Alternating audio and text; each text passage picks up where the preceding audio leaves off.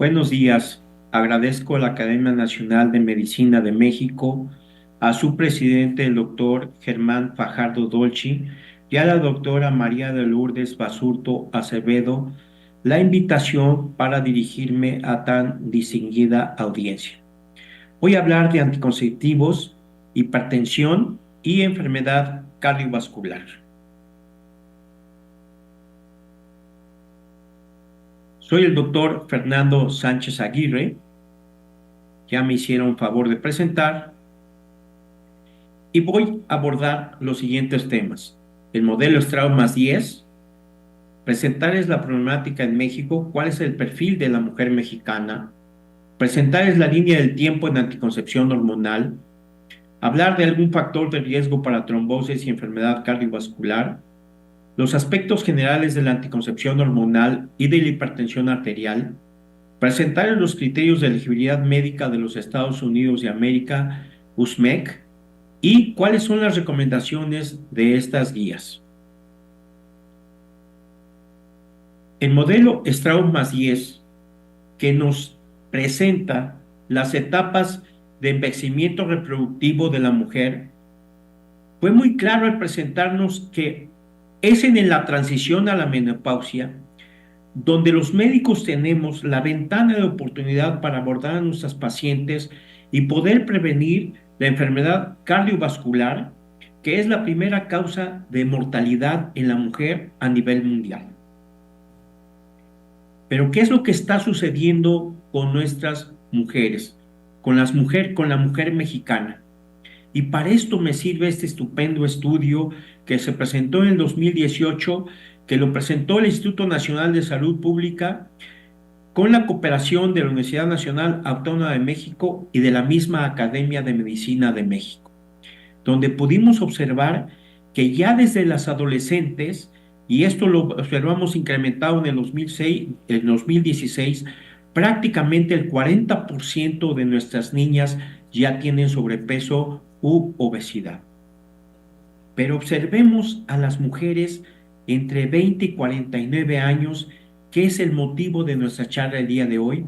Vemos que las mujeres en el 2016, cifras alarmantes, el 73% de la mujer mexicana puede estar cursando con sobrepeso u obesidad entre los 20 y 49 años.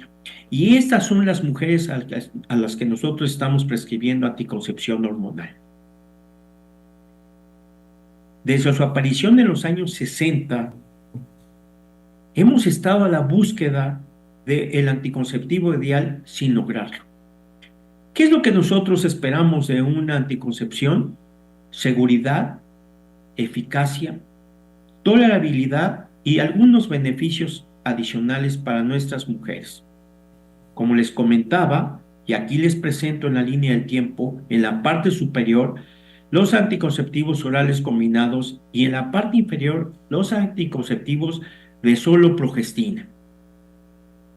Aparecieron ambos en los años 60, específicamente en 1960. Pero los anticonceptivos orales combinados se popularizaron rápidamente por ofrecer mejor estabilidad del endometrio y por lo tanto mejor sangrado en las mujeres.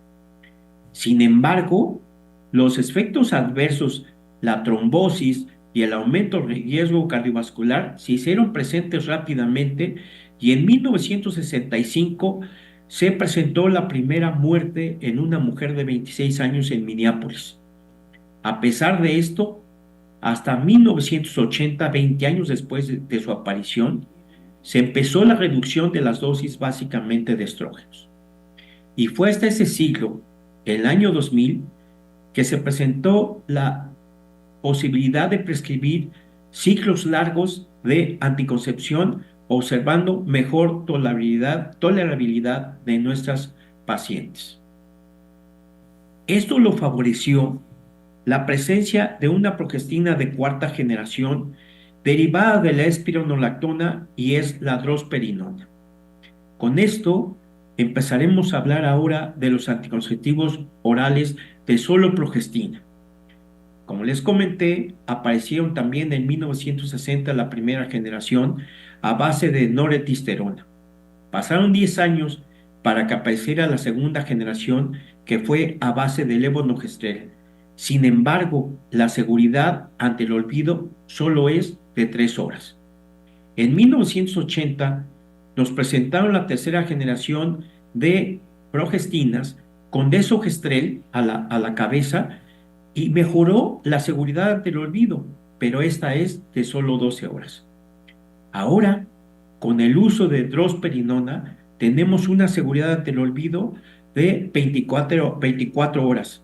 Y lo mejor es que los efectos trombóticos hemos visto cómo a lo largo de la línea del tiempo han ido mejorando y ahora con drosperinona es muy posible que vaya a disminuir ostensiblemente la presencia del riesgo trombótico. Ya les decía yo que el modelo Straub nos mostró que es la edad de 35 a 50 años donde debemos abordar a nuestras pacientes. Bueno, pues el doctor Lidegaard, que lideró la corte danesa de 2001 a 2009, nos vino a confirmar que es la edad de 35 años en adelante cuando los eventos adversos, sobre todo trombóticos, tanto arteriales como venosos, son más frecuentes. Entonces, ¿por qué tenemos que hablar de anticoncepción hormonal? Porque es el método más utilizado por las mujeres en edad reproductiva para prevenir embarazos no planificados. Su uso se ha generalizado por su eficacia, a pesar de su relativa seguridad, aun cuando algunos eventualmente pueden incrementar incluso la tensión arterial en mujeres previamente normotensas. Los anticonceptivos orales combinados incrementan la presión arterial en el 2 al 5% de las mujeres previamente normotensas. La evolución de los anticonceptivos orales combinados ha permitido el desarrollo de nuevos anticonceptivos, básicamente los de solo progestina, que se consideran más seguros y han mostrado disminución de la presión arterial en mujeres hipertensas. ¿Y qué podemos decir de la hipertensión arterial? Que en Estados Unidos 1 de cada 4 mujeres son hipertensas, que menos de la mitad conoce su diagnóstico y solo el 10% de estas mujeres recibe tratamiento y tiene controlada la tensión arterial. En México, la Encuesta Nacional de Salud y Nutrición del 2021 nos mostró la prevalencia de hipertensión arterial en nuestras mujeres. De 20 a 29 años, el 5% de nuestras pacientes están cursando con hipertensión. De 30 a 39 años, prácticamente el 10% de nuestras pacientes la sufren. Y de 40 a 49 años de edad, el 25%, 1 de cada 4 de mujeres mexicanas tienen hipertensión y es muy posible que también la mitad de ellas no conozcan su diagnóstico.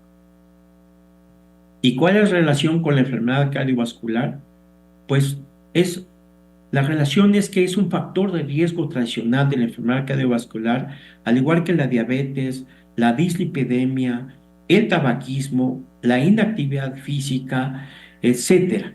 Entonces, las mujeres con hipertensión que utilizan anticonceptivos orales combinados tienen mayor riesgo de accidente cerebrovascular e infarto al miocardio que las normotensas. Y esto se los mostré en la corte danesa del doctor Lidegaard.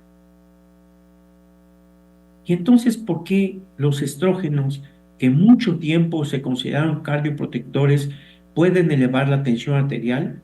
Porque el mecanismo de acción de los estrógenos está ligado a través del sistema renina, angiotensina, aldosterona, aumentando la producción hepática de angiotensinógeno y a nivel renal y adrenal aumenta la producción de renina y aldosterona, favoreciendo un aumento de la reabsorción de sodio y del volumen circulante, resultando en elevación de la tensión arterial.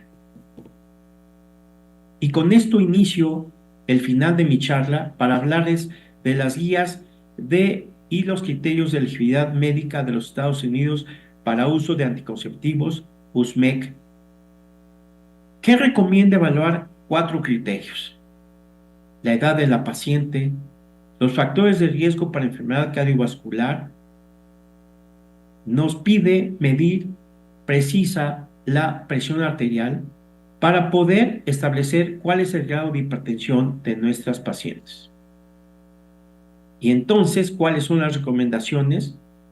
En mujeres menores de 35 años de edad con hipertensión arterial controlada, que ya decíamos es el 5% de nuestras mujeres, la primera línea que deberíamos utilizar son los anticonceptivos no hormonales, el condón masculino, el femenino, etc.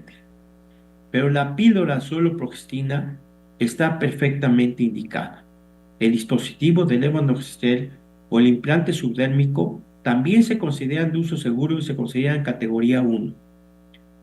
Las pacientes que no acepten o no toleren las píldoras de solo progestina pueden usar anticonceptivos orales combinados o también anticonceptivos de depósito a base de acetato de medroxiprogesterona. Pero se considera en categoría 2, su uso debe ser con precaución.